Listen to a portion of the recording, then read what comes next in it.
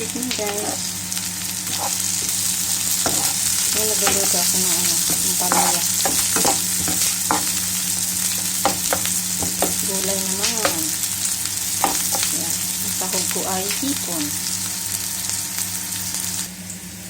Yan, sahog ko hipon. Eggs. Wow, ang palaya.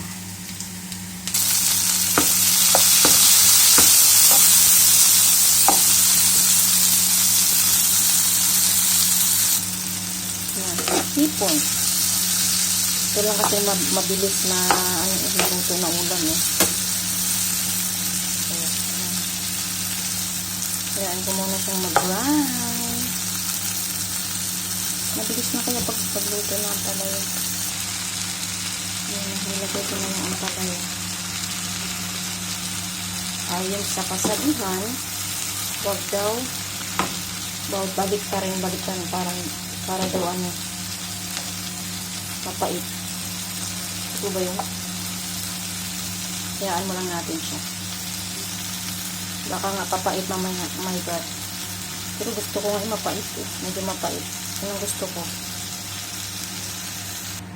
Ayan na siya. Oh my God. Ang dami.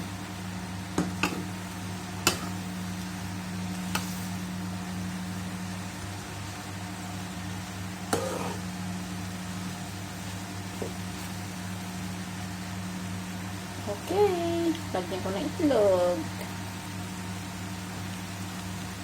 Hindi na yan yung itlog, ilalagay ko na.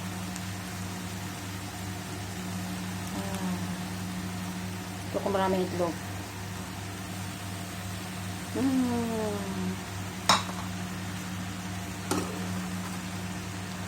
Ayan ko muna. Ayan na guys, luto na siya.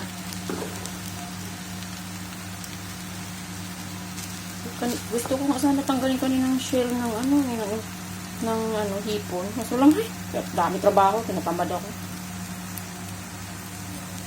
Ang daming hipon. Hindi naman ako kakakain ng hipon.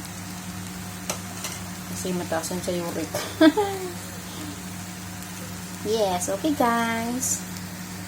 Kakain na ako at maaga ako matulog. Bye! Thank you for watching. Bye!